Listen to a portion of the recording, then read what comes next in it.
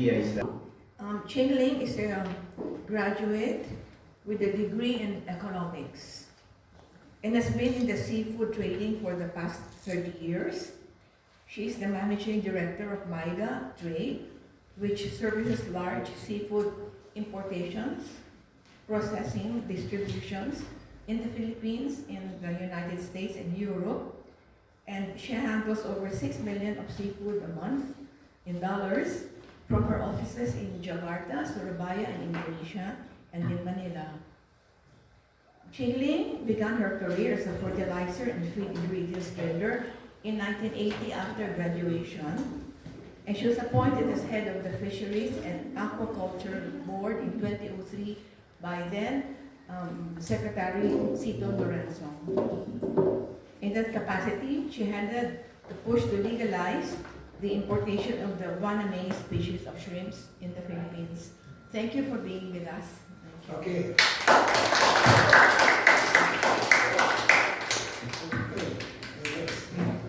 Thank you, everyone, and Mr. Chairman, I apologize sincerely for being so late. Edson was just crawling and it was driving me nuts, but I left later than I should have. So, thank you again for having me. There was a lot of information to share. I kind of made my topic a little too wide, but the purpose was to try to just give you an overview of the seafood industry, but then concentrate on shrimp, because as you know, as Secretary Kawako, your secretary, said, my main focus here was to legalize that Guadalupe, so I'm going to specialize on shrimp. So to be a brief overview, I'm going to try to do about 10 minutes of the overview. I have somebody who's telling me I tend to overtalk. About the general seafood industry, then I will talk about how we legalize the Guadalupe, and then a bit of the opportunities for shrimp culture. Okay, so again, overview, and I start with what's available, right? So in capture, the main issues are we have galunggong, sardines, galunggong, mostly caught by vessels in Metro Manila. Sardines, zamboanga, other pelagic species more as bycatch. Then in tuna you have canning, mostly based in Gensan, but a lot of those super sailors are now really landing in PNG, where they get fishing rights in exchange for having plants in the PNG. And then of course the tuna for fresh and frozen, the larger tunas in Gensan for the fresh and frozen trade. Swordfish and other large pelagic fish are just bycatch of that trade. And then you have the cephalopods, squid, octopus, cuttlefish. And I actually have my main cephalopod trader here, which is Christopher, in case you have more questions on that species. For aquaculture, tilapia, bangus. Tilapia, we are the 4th largest producers in the world, but we do not export any single kilo. Because consumption is very strong here. Groupers, the live fish trade, crab, shrimp, barramundi, pomfret, and other minor species. I forgot the lake fish, which is from Laguna, which is really mostly tilapia and bangus as well. It's probably the cheapest bangus in the Philippines because they just leave it there, forget, and cost of production is as low as possibly 11, 15 pesos per kilo. What are the issues for these capture fisheries? Of course, diminishing catch, overfishing. Recently, last few years, they decided to allocate certain months where they're going to close the fishing season. And this has raised the issue of control of imports because the fishermen are saying, hey, you want us to stop fishing for X number of months, kawawa naman us, can we be the one to control the imports? So it's wreaked havoc on the galunggong trade, which is huge, and the profits are incredible. I mean, they buy galunggong for about $1. We last offered somebody about $1.25, which is what, 60 pesos? It's per kilo. Yeah, and you know that galunggong prices went up to as high as 120 pesos. So, you know, that's why there's so much politics in that trade, because there's a lot of margin. You're talking about somebody importing and maybe turning 20, 30, 40 containers a night when there's no fish. Okay, so it's a much better trade, I think, than catching. So that's the politics of that one. Of course, there's the IUU issue that's illegal, unregulated, unreported. thank you, catching. Basically, issues now that the developing world is saying, you got to be responsible in your fishing. So, question: are we catching responsibly to the environment and social issues? And more animal welfare issues are following. Do you oblate the fish? Do you kill it properly? All these issues that are coming up now to enter some markets. Then requirements of the markets for what they call FIP, or Fishery Improvement Program, leading to MSC certification, right, on our fisheries for the export market. So those are issues. Actually, that's an issue for captive and for aquaculture. It's called AIPs, Aquaculture Improvement Programs, or ASC certifications. Issue in aquaculture, of course, bangus tilapia production costs are locally increasing so much, and it's potentially threatening imports. In other words, if we do not say you cannot import bangus or tilapia because we're protecting our own production, it's much cheaper in other countries now, especially China, Indonesia, even Taiwan for a while was more cheaper. Shrimp we will discuss more fully later. Feed and other inputs increasingly getting expensive because we have no economies of scale. The seafood, the fish, feed manufacturers for seafood are relatively small. And so they import their fish meal, their ingredients by containers, or they buy it from traders, again, because there's no economies of scale, because the aquaculture, or the grow-out business is quite lower than what other countries have. The processing plants, they're old, they're inefficient. Some have improved over the last 2016, about 3-4 years, but a lot of them are mostly old, 25, 30-year-old plants, and they have not really gone modern in terms of technology, even food safety, and do not meet some international standards. Logistics costs are high, the constant problem in the Philippines because we're an island country. Labs are not well equipped for international testing. I've heard that some private labs now have what they call an LCMS-MS, which is what's required for testing antibiotics. And for aquaculture, there's issues for small fish farmers, especially in the cultivation of shrimp, which I'll discuss later. Essentially because they've regulated it so much, they don't allow small, you want to put a hole in the ground and put shrimp in, unless you register and follow certain standards that they've said you have to follow, which is really standards for bigger farms. You're not allowed to buy fry or feed, and so I think it's an issue that has to be discussed. Teaching of new technology. Again, just disclosure, I'm not the biggest fan of PR, and therefore if I have these side comments, it's really attacking what I think should be a division that not only regulates but helps. So I'm saying here we don't have as much access unless you do it on your own. Imports, pelagic fish for canning and sale to local market. I put it that way because even before the fishing company said, we want to be the one to import the galunggong, there was a lot already of these fish, pelagic fish that come in, and you'll see them come out when the fishing is low, the catch is low. That trade has been going on for 20, 30 years. And at that time, these traders they're fine. They'll bring in a container, they'll make as low as 1-2 pesos, but on a container of 25 tons, that's 25,000 pesos, and they'll do 20, 30 containers in a night. So, we had one company, even 20 years ago, was importing about 800 containers a year just for the consignation. Okay, until, again, BIFAR started regulating this, and you'll see a lot of regulations that come up just because BIFAR then reacts to this, right? And that's another side issue that will come up in other places, that before, I don't know if everybody knows that before, because of the FAOs, have almost on lawmaking capabilities, right? What they call an FAO, or a Fisheries Administrative Order, is really designed by, you'll see, if you look at the registry of BIFAR, there are a lot of lawyers. Why? Because they can make up these regulations, pass it through a group they call the ECU. no, not Field PSAC. Council for Agricultural Fisheries. Yeah, this group that then essentially approves this law. And then they make this law called an FAO, and it's punishable by imprisonment. So that is a law. And they can do that quite easily. And so it's a little bit of concern. I came So across is this a this. private or? No, it's a Semi.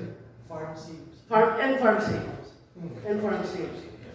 And there, you get into it by appointment, by the president presumably, and it's a group of maybe 30 people, and they meet, the lawyers put up these FAOs, they meet, and if they pass it, and then the Secretary of Agriculture signs it, it's an FAO, and punishable by law.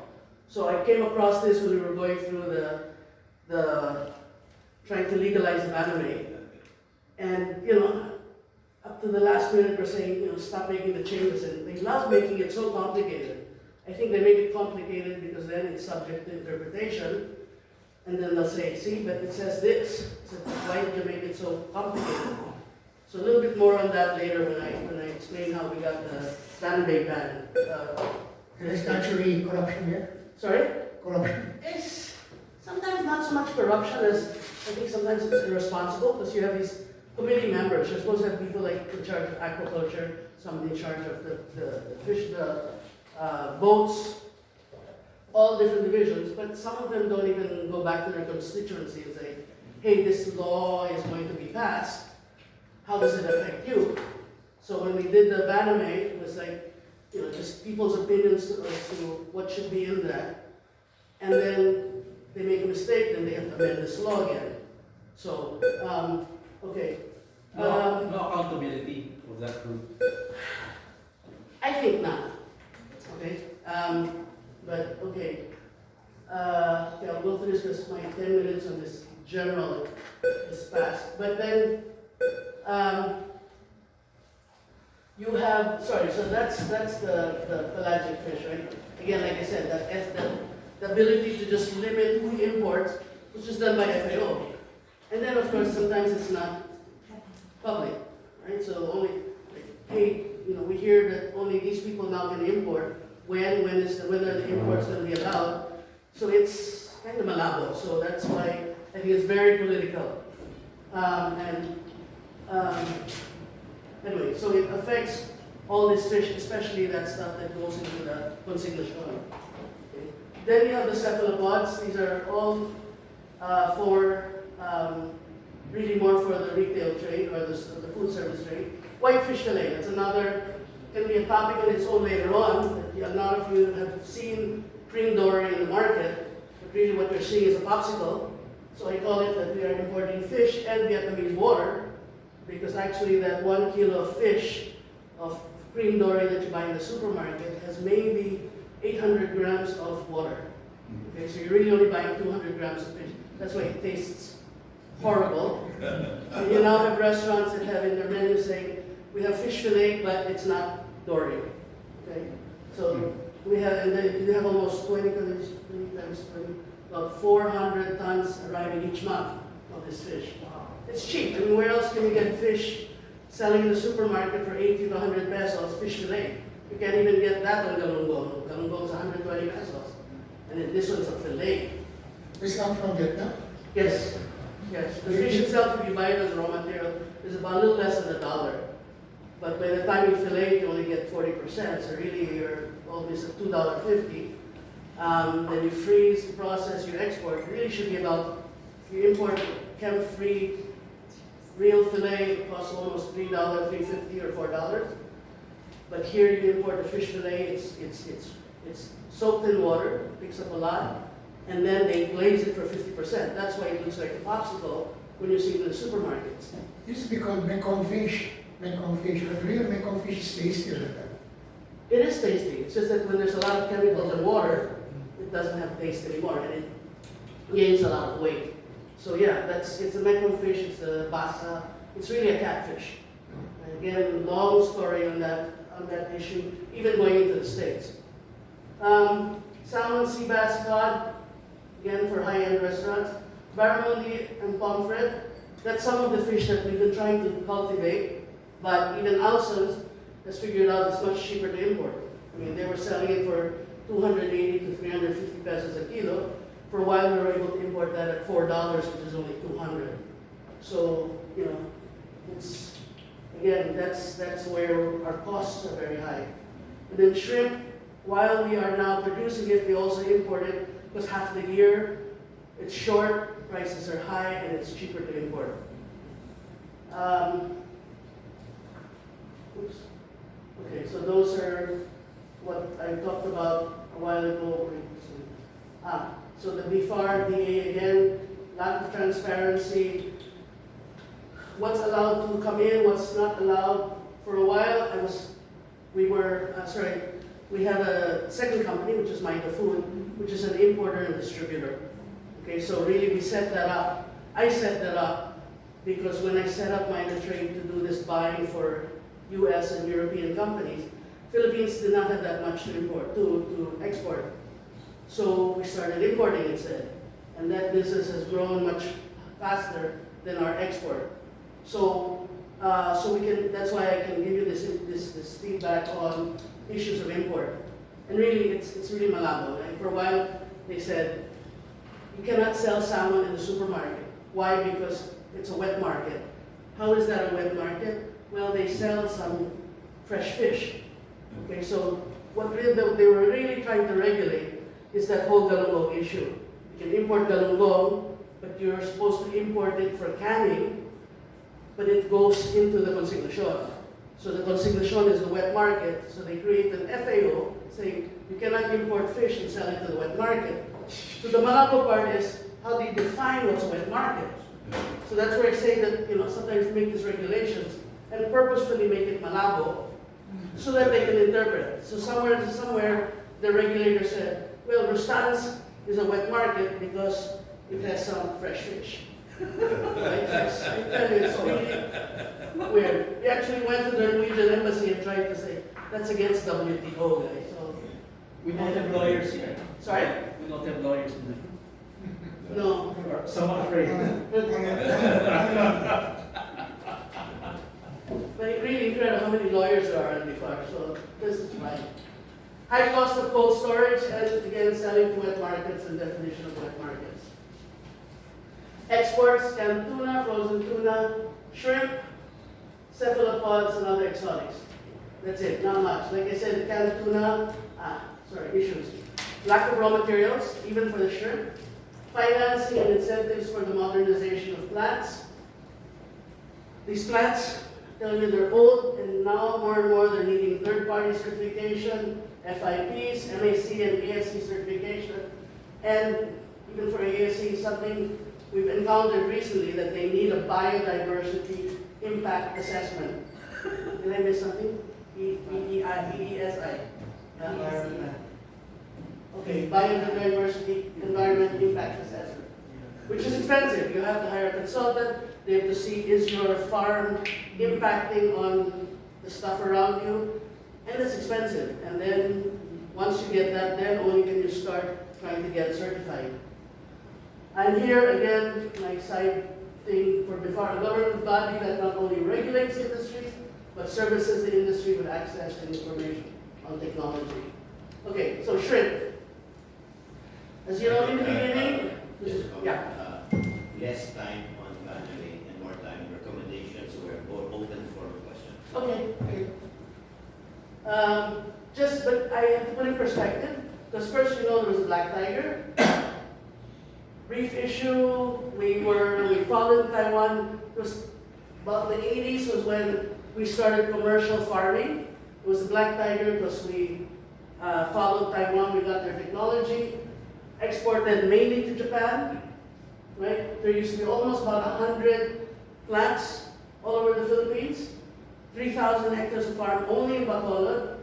Then the emperor died, prices crashed, we started getting viruses, and pretty much what bank loans were pulled back, farms were losing money, and so that was really the beginning of the end.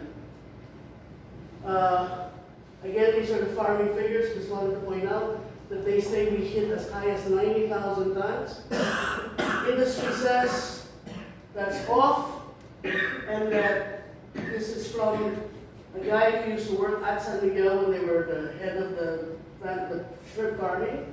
But we peaked at about 33,000 tons. Okay, but maybe before includes the wild catch, but add maybe 10,000 tons, max we were at 45,000 tons. Remember that number because I'm going to compare it with India, Thailand, that's at 200,000 tons. In India, this year they said it's going to hit 800,000 tons. Okay, so 45 tons is where we were in Black Tiger. By the time I picked up this issue, we were about 5,000 tons of export. So if you say there are other markets, we were max 10,000 tons of production by 2003. Shrimp farming was almost dead, and I say that because when we were arguing about this baname coming in, the farmers were saying, let's not bring it in because it's going to kill the tiger. Okay, they said, okay, it's almost dead. Now, the fisheries board was set up. I think as you know, when Sito was secretary, he set up all these private sector boards because he wanted to shortcut issues. Okay, he had the swine board, the coffee board, the corn board, and we were one of the last just before he left. And it was me as chair, Tej Capillan, processing plant rep, growers, tilapia person, feed millers, and consignation person. At this time, by 2023, the Chinese had lost their Chinensis, and suddenly they were all exporting again because they had the baname. We were hearing this, Thailand, Indonesia, we're already doing the baname. Malaysia and India, we're starting to consider this. This is the baname. Okay. The name is baname, we call it now swahe. It's native to the Americas, but it was domesticated in the 1980s and brought to Asia in 2000, 2001. Just important so you know that there was some science to the choice of the baname. It was really set up by the US group that wanted to be able to compete with Asia. So they said, let's domesticate an animal, let's choose the baname, and it was chosen because it could be domesticated. So they had 6 consortiums, Oceanic Institute to work on the genetics, Tufts to lead improvement, Tufts also for the genetics. They needed to have something to understand what the diseases were so that you can identify them, you can check for them. And then of course the guys who were working on how to farm this. In the Philippines it was banned because it was not native. Okay? So I guess they're sensitive to that golden cohort issue, so let's not just bring in anything irresponsibly. If it's not native, let's subject it to tests, right? And politics, and more politics. And like I said, the growers said hey, it's going to kill. Right? So we realized quickly that there's just a lot of ignorance on what really this is. So we went to the crusade, we had a lot of seminars, about 4 or 5 symposiums in 2 years, trying to get people to come and understand. A lot of growers came. Interestingly, not too many government and not too many academics came. Okay? After a lot of politics and trying to understand, at the end of the day, politics made it happen. We just happened to visit the Venetia in August. He had just been to the Dipasena farms and said, I want this. So after a year and a half of working, all the Venetia had to say was, I want this. And by September, they approved a joint venture, interestingly, between the Venetia and the Chinese partners of Dipasena. Right? And so that became the testing ground, and they became the exclusive importers of baname for about 2 years.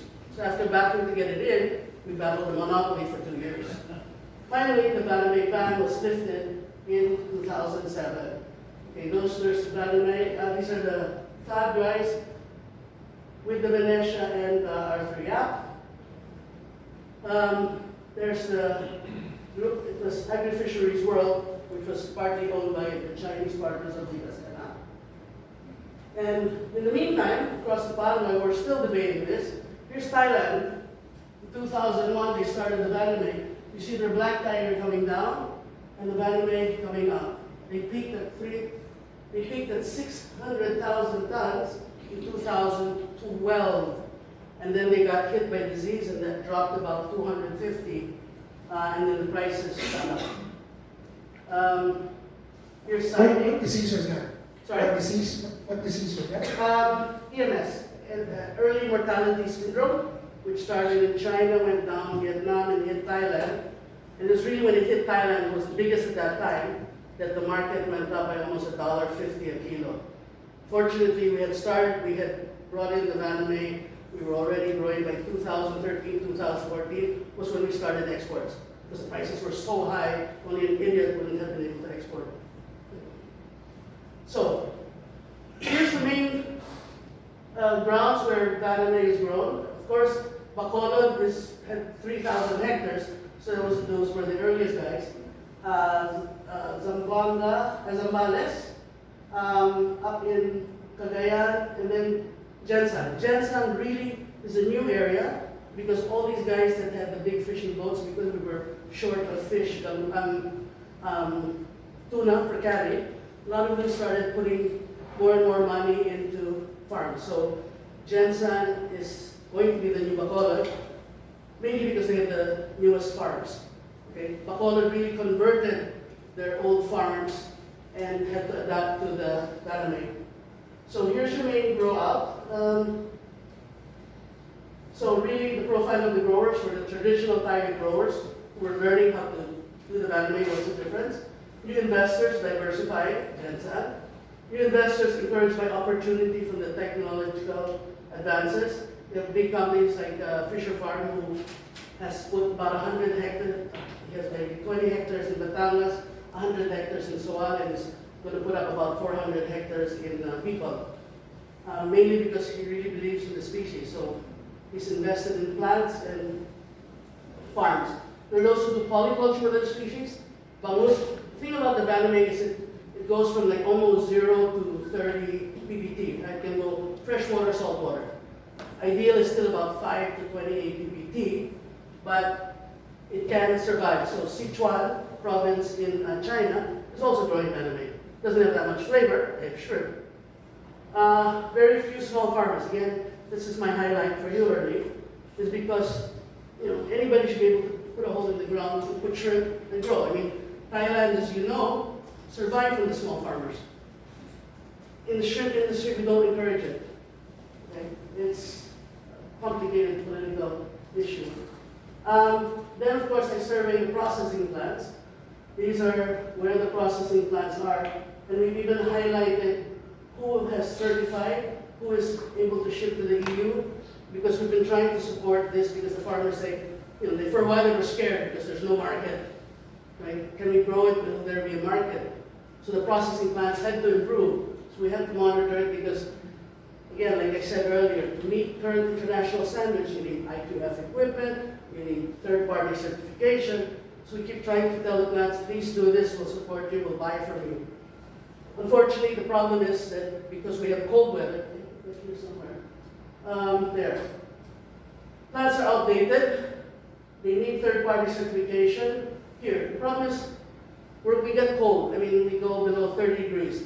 Any shrimp, when you hit below 30 degrees, you tend to get susceptible to white spot, right? So many farms don't farm as much when it's cold, and so we have about 6 months of the year where we're kind of low production and local prices are much higher, and so because we don't have that much production yet, the plants have no processing for almost 6 months. So how can you say, I'm going to expand, spend money for good plants when 6 months of the year I have no production? So, lessons, my things in BIFAR, regulatory, mainly blah, blah, blah, too much government regulation, blah, blah, blah. Okay, opportunities in farming.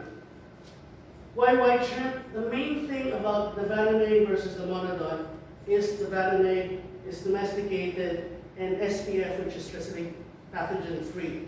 So you're starting out with an animal that you know at least is clean, and you have a better chance that if you put it in the ground and you control the vectors, that it should grow well and not die, okay? Because it's been selected for some of the main diseases, and people tell you, do this so that you can grow it better.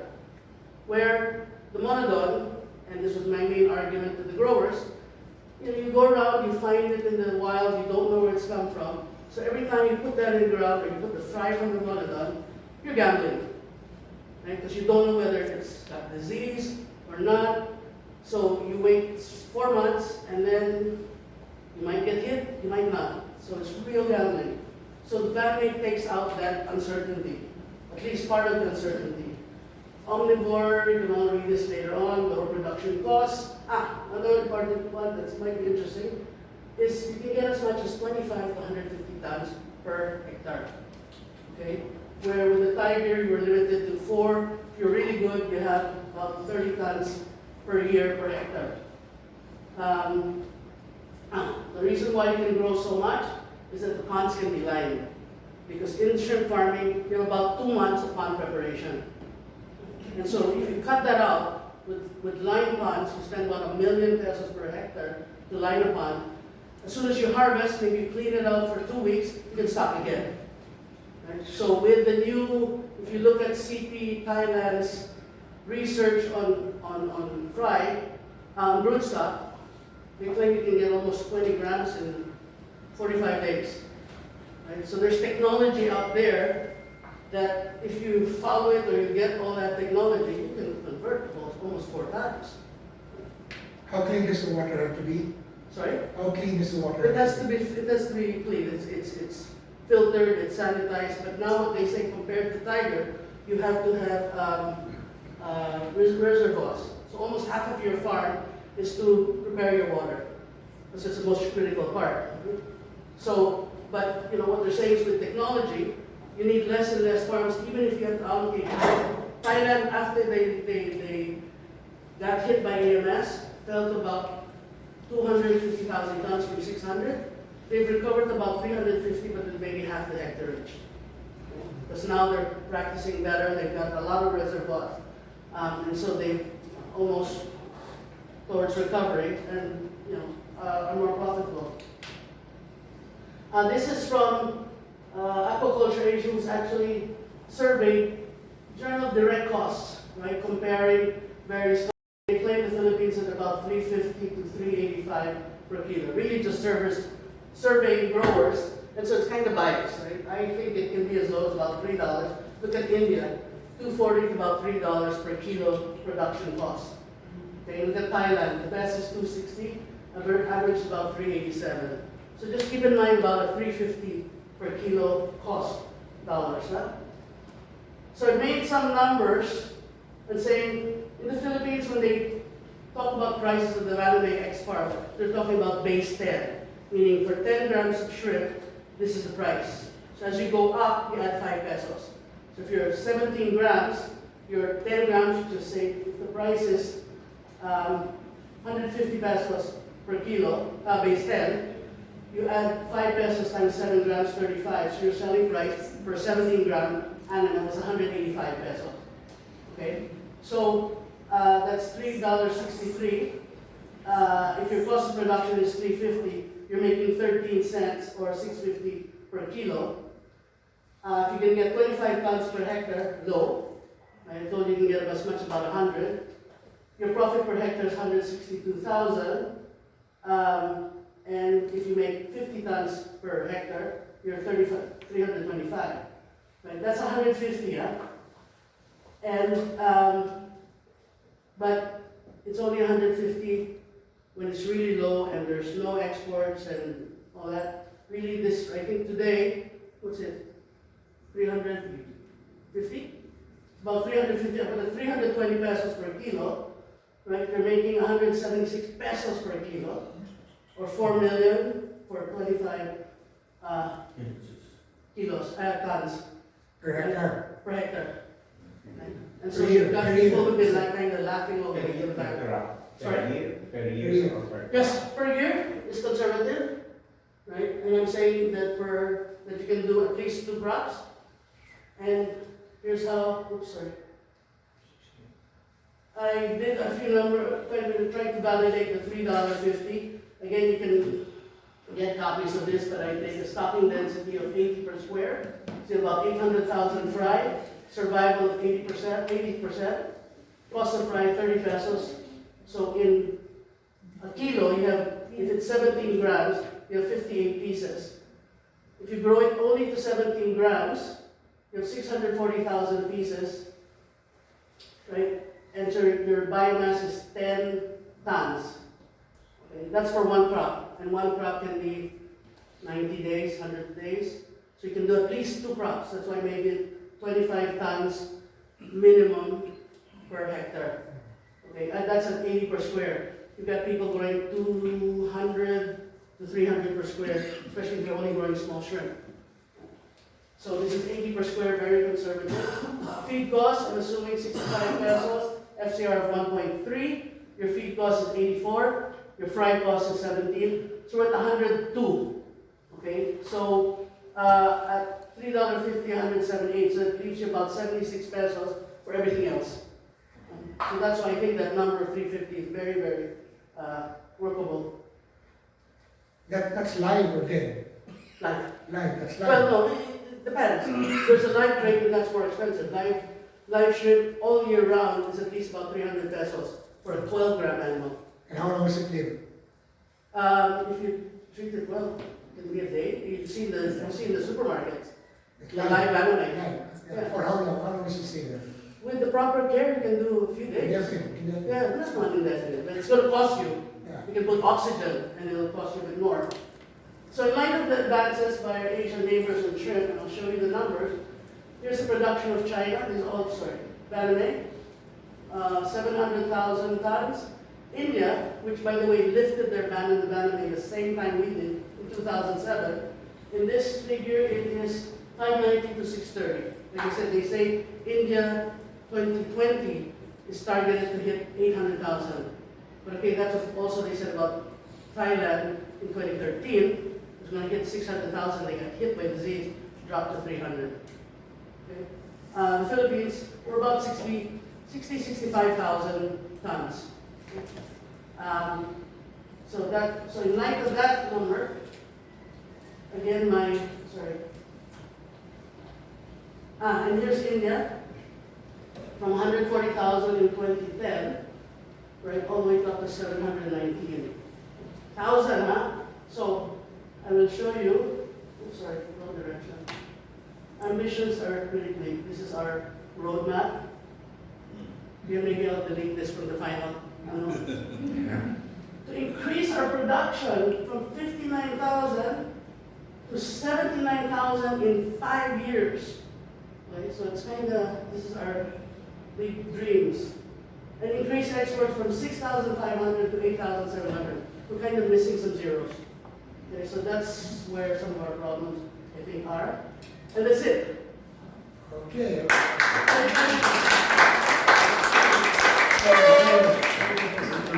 Okay, questions? I have a question on your hands raised.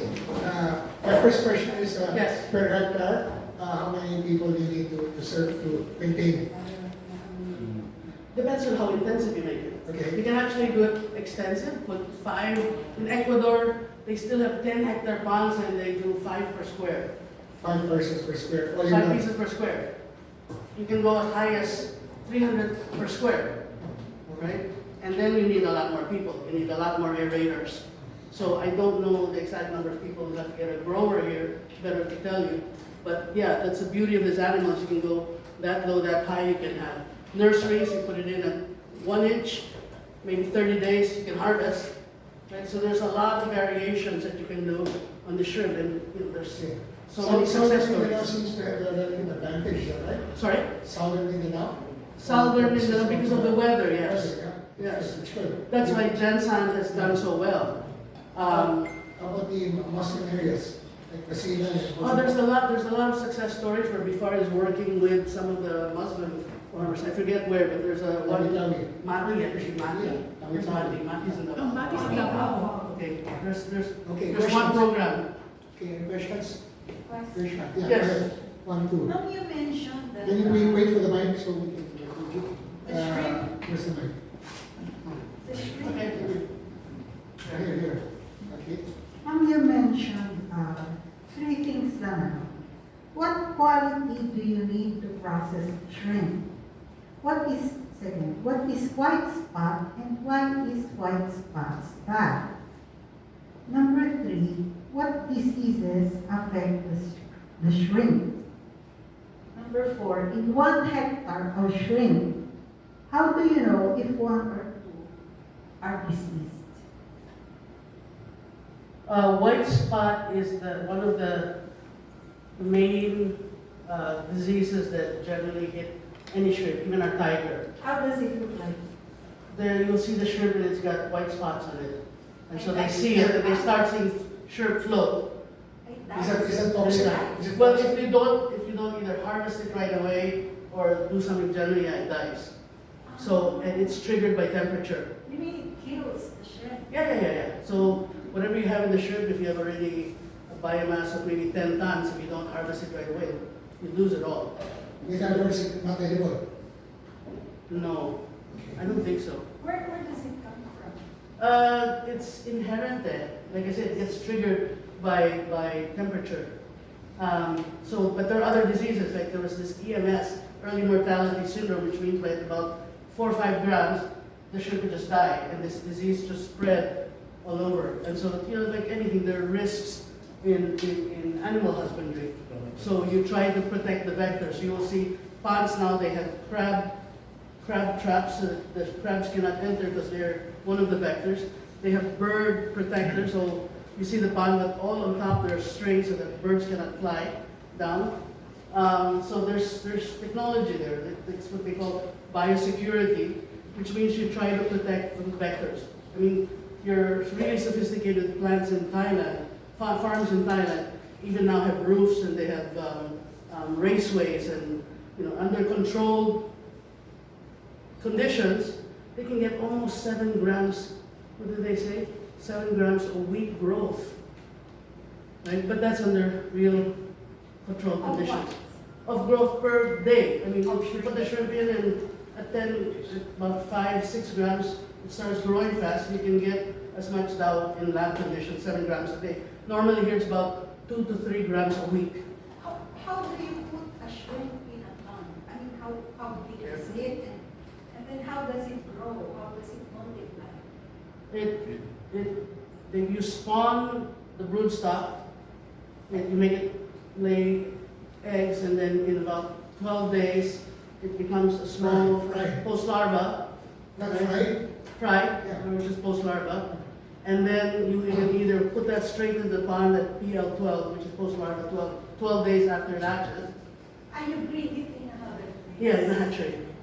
Yes. There are hatcheries here. Yes, there are hatcheries. There are about 4 or 5. And what they're saying is we're kind of short. So, people monitor the development of hatcheries so that there's enough fry. How big is it before you put it in the pond? Your choice. You can put it in at PL12, you can put it in a nursery and make it 1 inch.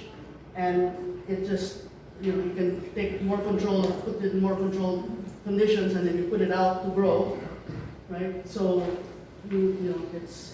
Did you answer all our 4 questions? Yeah, no, I couldn't remember the other. What are the other questions? They're all different then.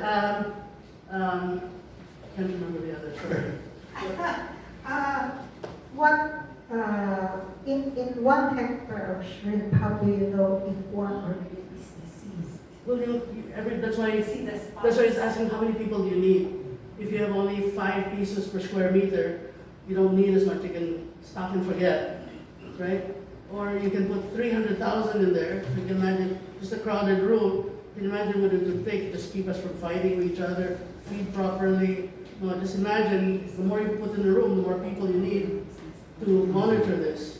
So, you know, you have to monitor for diseases, you take the temperature of the water, you take the salinity, measure all these things so that you're protecting it from outside vectors. So you can't get it too hot, can't get it too cold, etc. So you gotta take care of pure, it's good animal husbandry.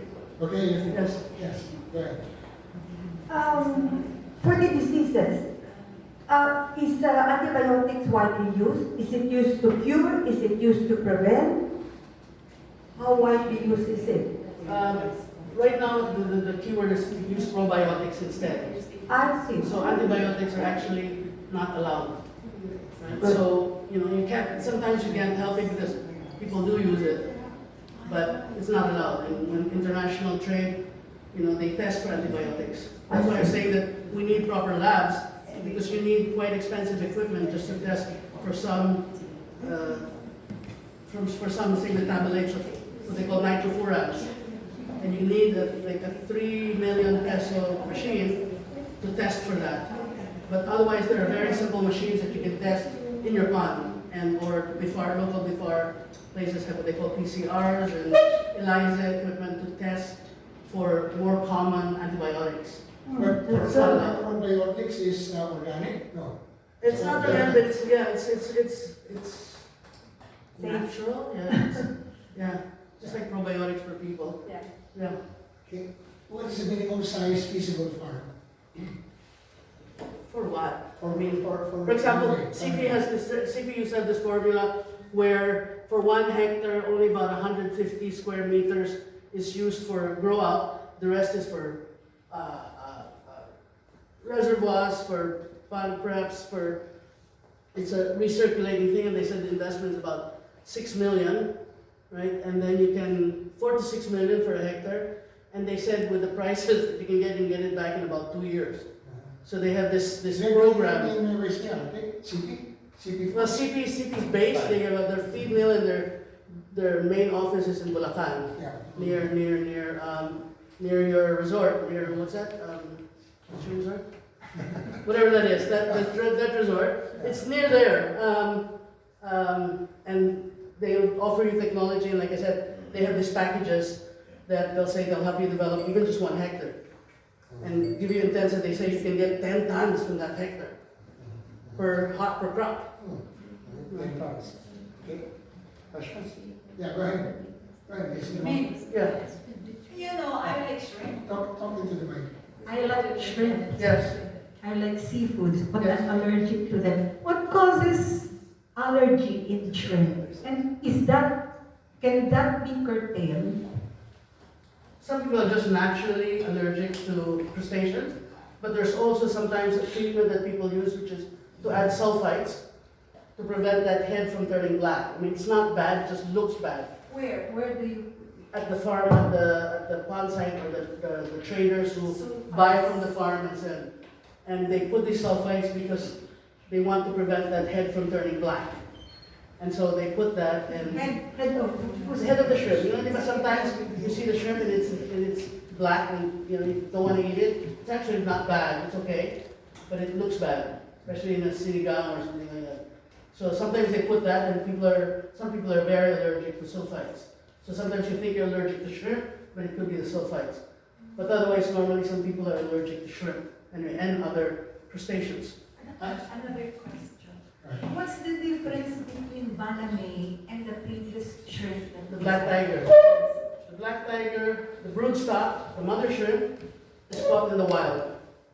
Right? There are some people that are actually domesticating the tiger, but it's been a little bit more difficult. So there's a hatchery in Hawaii and CP in Thailand. Both have domesticated, or what they call SPF tiger, which means it's free of certain pathogens. So that you put it in, and your normal pathogen, the normal viruses or diseases that could hit it, it's free from that, but you still have to treat it well. So the biggest difference is that the fry is from the wild. So when you grow it, you're not sure, as a grower, yeah? You're not sure whether it's gonna die or not. But from the consumer perspective, the tiger is a little more firm. Right? The baname it's masarap, but so is the baname. But I think the tiger is a little sweeter, it's got more texture. some Japanese restaurants will still insist on the black tiger for their tempura. I understand that the skin is more nutritious than the flesh. Yours. I don't know, some people say it's more tasty, but yeah. But also antidote to colon cancer. Oh, really? Yes. It's antidote. Okay. Antidote. Okay. No, the skin. The shrimp skin. The shrimp skin. The shell. The shell. Shell, yeah. Okay. Okay. Questions? Yeah, right. Do you want a question? Regarding the water, is there a difference in the salinity of the water between the Baname and the Monodon? Yes. The monodon needs more brackish. It needs, I think, at least 15 to 25 ppt, at least. It does not survive in fresh water. The Baname will survive at 0 at fresh water. Like I said, Sichuan province, landlocked, only a lake, they can grow Baname. So there has been, but there's no color, very little flavor, but it can grow at 0. And it goes 0 to 40. You have people in Calatagan, I think it's very salty. They cannot mix with fresh water, and they still do well. It's slower growth, but it does well, and it's very flavorful. So yes. Okay, for small farmers, they don't have any power in their area, so we can't use irrigators. So Stop and forget. It would be just Put 5 per square meter and leave it. Will the economics be still good for them? Compared to not having anything or maybe using bamos. Yeah, I mean, that's why I think it should work for small farmers, but they gotta be taught. We need to have a standard, and apparently the standard for small farmers is, there's a standard being developed now because of Bangladesh and forget which country. So I hear there's a standard now coming up. But the other one in Thailand, what they've done is they've clustered these farms and then they've taught them, and they're actually even able to certify them now. So there is a way to get small farmers grouped together and even hit the highest third-party certification standards. But I think like the water when you go to the base too dirty for this. Huh? Yeah, Okay. and you need very small nets. How are you going to keep that in, no? In the Philippine experience, are there financing available for small farmers? Not yet. I don't think the banks, although Land Bank has always been in the Bacolod Congress. There's a Congress in Bacolod every 2 years. And as far as I know, not quite yet. I think they're small ones. I mean, there are some programs that BIFAR is doing with some farmers, but I think they don't have, I don't think they know the story of the Baname yet. You should come here last week. Why? We have Land Bank. I know they were supposed to come, and unfortunately I couldn't make it last week. Yeah, Yes. I'd like to ask, what are the feed that you feed The that you feeds. give to the prawns? Is it the same as the black tiger and Baname, or different? Ideally, the Baname can work with just as low as 30% protein. The tiger needs at least 41, but some people are using, again, the Pinoys are hard to teach, so they say I want more protein because my shrimp will go faster. Admittedly, sometimes it So goes it's faster, pellets, but it's not easy. Yeah, it's pellets, it's smaller. from same supplier of like Tate and all of this. Yeah, I think it's a lot smaller. That's why you have specialized aquaculture feeds. But like I said, they're small now because we're kulang. We don't have that much. We have bigger volume in bangus feed. But the aqua feed companies here are relatively small. Like I said, they import their stuff in containers. Right? I mean, your big feed millers bring in 50 tonners and they pay half the freight. So already with that, we're a little dejado in the costs of the feed. So we have a lot of disadvantages. We've got the most expensive kuryente in Asia. So again, costs, I was challenges. well, a few days ago I was playing with somebody who's supplying the lining of the, Yes, which is very easy and fast. He said that the depth is cheaper than Yes, its width. No? correct. So he's supplying to this group, Abalos group, uh-huh. who's building hundreds and hundreds of hectares of this banana palm. No? Yes, His business model is just to import the fry and then grow it a little and then flip it to the farmers. okay. That's theoretically not allowed because we can't Yeah. guarantee the biosecurity Correct. of it. So you Yeah. don't know whether it's going to bring disease. Yeah, so I'm impressed with this concept because I don't know if that's Yeah, that makes sense. Before are supposedly very strict about the fly that comes in because of the disease. Yeah. right. So much so they're almost over-regulating. Like I said, that's why the small farmer doesn't have access to it, because unless you can fit a standard of cultivation, which means traps, bird thing, you're not allowed to buy, and the feed miller is not allowed to sell you feed, neither is the fry supplier, because you're not registered. Okay, so, their standard, unfortunately, for registering is so high, it's hard for the small fish farmer to meet that. So you cannot just put a hole in the ground and put shrimp, because you're not legally. Three related questions. One, you mentioned the bleak condition. Yes, So my question is in general, what are the key points to reverse that bleak condition? Which leads me to the second point. Ernie meets Willie Dar once a month. And you mentioned the FAOs and the legal agriculturists and BIFAR. So perhaps you can recommend things which Ernie can present to Dar so that you can Yes. relate it to reversing the bleak condition. yes. Third, I'm not sure, or it might be both. Are you targeting the investors with money or the small fishermen or farmers? Or it can be both, but as you mentioned, 6 million for 1 hectare, Yes. but you can recover it in 2 years. Okay. But you also mentioned about something for the small producer. So, Yes. so the third is, are you targeting those with money, the money investor, or will you also, percentage-wise, which would you have? So Yes. how to reverse the bleak condition, the recommendations for Ernie to present to Willie Dar, and where's your focus on the investor? Well, when I started this, it was really to try to revive the shrimp industry. Okay, so just set the trigger for the opportunities. There's growth is happening, but not as fast, I think, as it should be. That's why the plants are suffering. I think the guys who are doing it right are making a lot of money, and so you've got a lot of quite big farms. You've got maybe still a handful, but maybe 4 or 5 that I know of. Right, there are at least 100 to 250 hectares scattered all over the Philippines. So you have a lot of those, big farms, and they're really some of the ones also opposing the small ones because they say unless you control it, they could bring disease and then they're going to infect me. Right? So it's got to be done, teaching.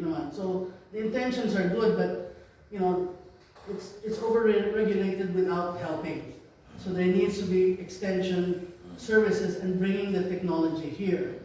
But I think, unfortunately, it needs some kind of leadership, and that's where the leadership is weak. So they think, okay, if I make 2%, that's a lot now. But you look at now the worldwide and say, here's India growing that fast. We need to be a little bit more ambitious about how we want to get there. So if you challenge them to say, hey, you need to really grow to at least 200,000 tons by this period, then they might figure out how to do it. But there's, the leadership at BIFAR always was from top down for the 13 years of Malcolm Sarmiento, right? So then you had at least ASIS that was a bit more dynamic, and then now you have Longona. So leadership is not really that strong. And so if we did have the option of having a Department of Fisheries, also depends on the leadership. If the Department of Fisheries were a real idiot, then it's not going to go anywhere. So, it needs leadership. It needs somebody to say, hey, look, this is happening all around. Come on, guys, your 2% is nothing. So please, make them higher, and then maybe they'll be forced to help. Right now, the culture in BIFAR is just regulate. So what are the ideal features of regulation? In your opinion? And Do we have too much through regulation? private sector consultation, I mean, they have a group of farmers who are the ones they consult with for the last 20 years. Yeah. Diba? And so that's what they listen to. So when we were trying to make this what they call the document that would free up the ban, we wanted to say, just say the ban is lifted, let's work on the implementing rules and regulations later, but they decided they're going to put it all specific now, right? Of course, they listen to the wrong people, so they put the wrong things and they have to amend it. Right? So they, it's In other words, there's too much politics in how we make it should decisions. be more private sector oriented, Yeah, that's what I mean. Cito had the right idea with the board. I mean, look at what Chitwan has done to coffee. Diba? We're not. In Calatagan, Yes. there are talks that the street parks cause pollution in the waters. Has BFAR done anything about it? What is being done to address that? Well, it depends on what the standard is. Again, it's politics, right? Because there's a standard internationally that it has to do with mangroves, right? So if you destroy mangroves to build a farm, right? Theoretically, if you plant somewhere else 4 times the number of mangroves that you destroy, you're okay. So, these kind of, I think standards exist.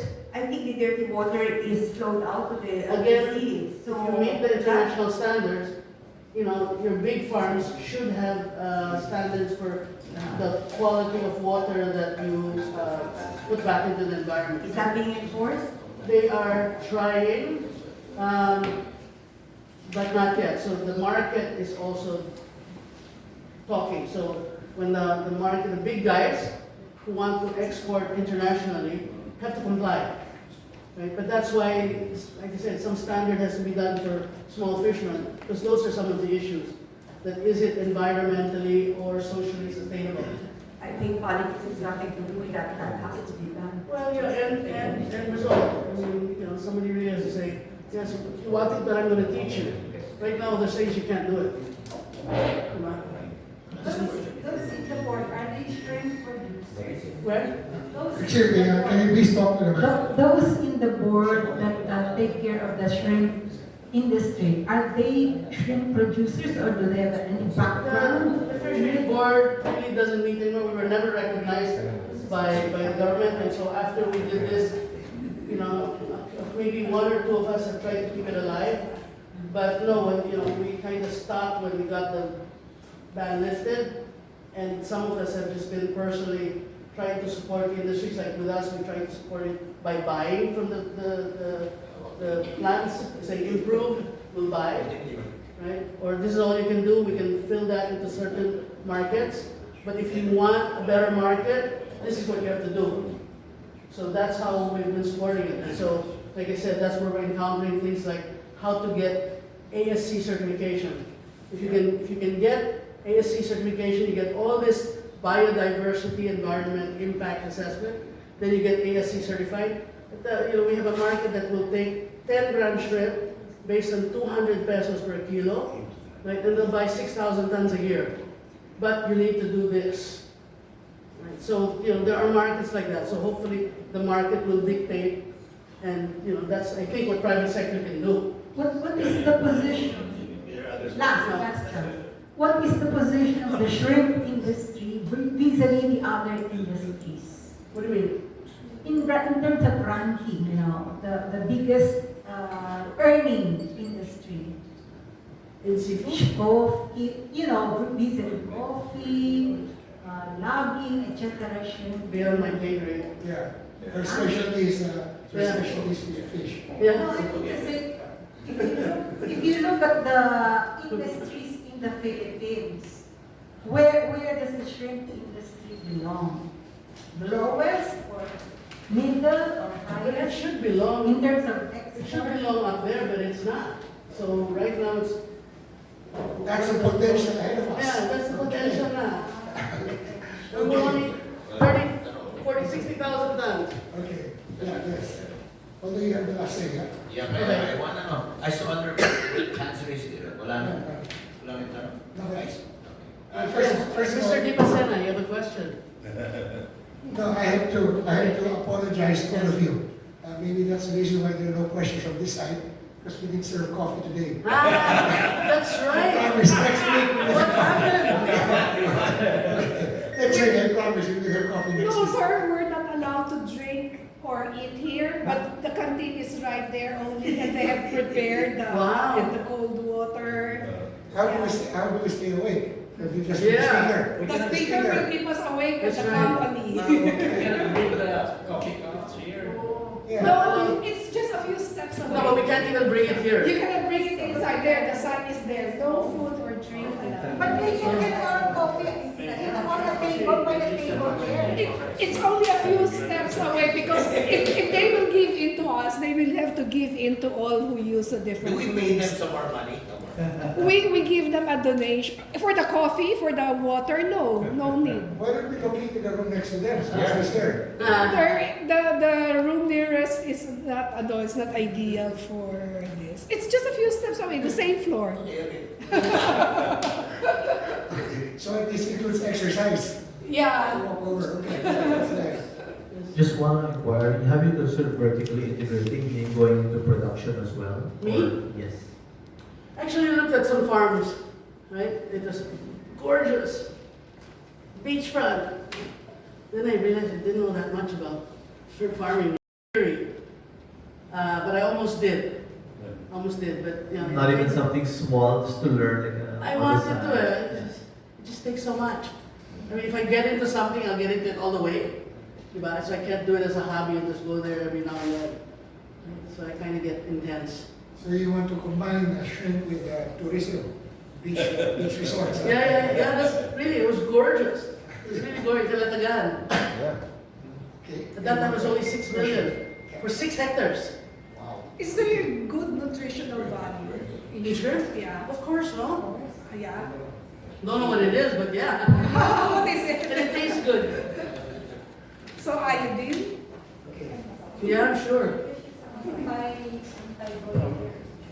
Okay. Yeah. Right. Actually, I'm admiring your shoes. Oh. You Thank you. already have noses so far. Carnaby Street in London. My question is, I think you've attracted Miss Ting Ting's attention. I know She's that. focusing in her elegant women. well, do we welcome foreign investors in this industry in terms of financing or production or operation? I don't know. I don't know what the So before that we regulation can is. lift this up. Yeah. Well, CP is here. I mean, some of the local feed millers don't like it, but you know, I'm saying that CP was one of the few that's actually teaching. Of course, their incentive. I think the most. I think that's still the most profitable part of the industry is the feed, and so that's CP's incentive for teaching. But they're the only ones teaching. The other feed millers aren't really teaching. So they teach you, and it's growing. And you know, their guys are really impressive. You know, the guy in charge of Makati, they say, "Hey, there's this guy with this farm in Hinigaran, and he wants to consider doing farming. Oh, I know that farm. It's 10 hectares. They used to do this. They stopped this, but this was their problem. They're really pretty good." But there are no restrictions up to regarding, well, we cannot, Probably, foreigners yes. cannot own land, Yes. but they can partner or. Yeah, they can partner. So CP, for example, has partnered with that guy in Talatagan, who's got about 100 hectares. About 50% of his farm is operated by CP. And so he's comparing, and he used that. He used to have CP. He used to have 2 other Rich and somebody else, each with certain parts of the farm. And so he would test them and see who does better, what are their practices, and that's how we learn. And I think after 10 years, it's left with CP and him. So I guess it tells you something about CP's practices. Okay. Mr. President, your last say. CP is a member of Alianza Agricultura. He's our member. CP is a member, right? So we have all this. But the point here is this: this lady should be the new secretary of the Department of Fisheries, right? Okay, wait. You said yes. Pag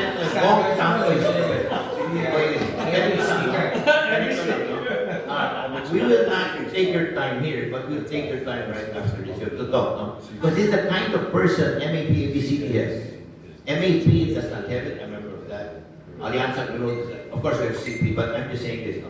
So I'm just saying, folks, this is the kind of thing we'll have in 2020. We'll have people like this. We'll end the open forum. We'll have questions. You have, right? You're not looking at me. You don't like me anymore.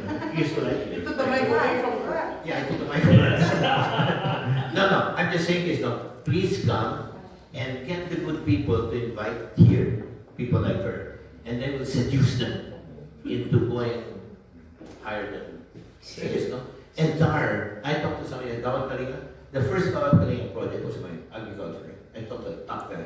And he said, you know, this Dar is the first one in 20 years that's going to be open, this kind of thing. So I'm just saying this. This is Bob, yeah. You're frustrated with Bifar, right? Okay. So are my top people. All these guys are pissed off. Bifar, it's too regular. We have people like Toto Barcelona. I just want to talk some more now. In this group, we have a Yupanco, we have a Barcelona, we have a Ilosorio, who's a genius, but not in agriculture. But he's a genius in creativity. We have Ting. I'm just saying this. Please come. Not only will you come, get people for us to invite. And after this, we're going to corner them and we'll get them to move. And this girl is a gem, right? She was given some attention by Sito after that kind of ignored. Because people are not trying to seduce her. I will try to seduce her. Right? We will try. No, you know what I mean? This girl, right? And I just talked to my friend, he's meeting this week, a top person of the roadmaps. That's the kind of roadmap we need, right? International. Look at Coconut, ridiculous. They have no inter. So I just want to say this. Please come, please invite, and please learn, and let's get them. You know, this guy after this said, I'm fine with the land bank.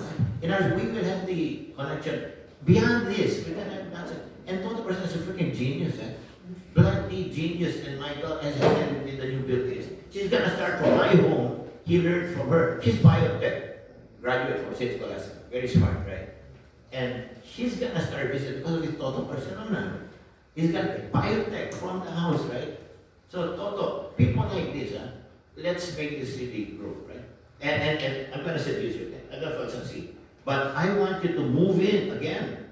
Move in. And let this, you know, the ones that are ex-generals and those who hate Dar, I say, okay, you hate Dar, okay, I kind of love him, but I really disagree, but he's on my side, you just can't tell you on the right side. But he is open. Now's the time. We have 2 years after this election. Let's move fast, okay? Let's move fast. Toto, you're drones. I mean, we have to start now with projects, but for me, I've always wanted, Pamintuan, freaking genius, right? He's pissed off already. But that's because he hasn't seduced Dar properly. Diba? If we're gonna get the gems, you're gonna let it grow, okay? So let's continue coming, let's continue inviting, and let's continue seducing the speakers. Okay. That's really weird. It's so frustrating, though.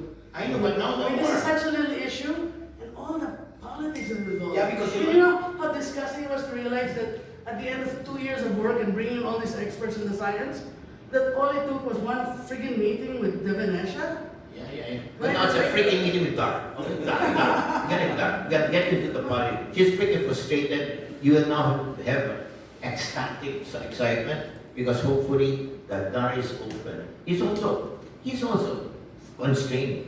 Like that tariff is ridiculous, right? He's constrained by powers, right? But he's my friend, right? Tells me, right? He cannot do what he wants, but where he can go, he'll go. And if this is open with it, look, I'm a freaking businessman, right? I'm not a Don Quixote. If it's no good, I don't care if it's I'm not gonna touch it if I'm not gonna win. You're the winner. The question is, will Dar listen to you? If Dar says we win, if doesn't, you forget it. Go do your spiritual work somewhere. No? But I'm just saying that this group is it, man. I've been in all the groups. Okay? This group is it. Okay? Not because you're president. That's true. Sorry, Mr. Chairman. That's why. Sorry, he revolutionized finance here. Okay. Our next meeting next week will be, I cannot read The next meeting is a presentation from the Agricultural Credit Policy Council, and they will discuss the youth program that they will finance. CAPA is, can I borrow? It's a Tagalog acronym for capital access for young entrepreneurs. Okay. That's different from the secondary cover that you drink. Yes, sir. Okay. You can tell her just to expand it. But this group is already a group of millionaires. No, this is for the young entrepreneurs, for the startups. Yes, so you must invite the young entrepreneurs. This is- Yeah. this is But I think the reason why I wanted them to come was because we can do some mentoring together with the program that they are pushing. Because they will handle only the financial aspect, but they need to be in touch. Because right now, the people who will be giving the mentoring, I think, are from the ATI, Agricultural Training Institute, and then maybe some few businessmen, but not really very organized yet. There's no negotiable. Okay. That's Okay, why. With that in mind, we have to adjourn. I'll ask Mr. Barcelona to Will be here also. Yes. Mr. Barcelona, can you focus the record? Please be centered on your YouTube channel. Even though you have a YouTube, you'll give it your best smile. Okay? Okay. Okay.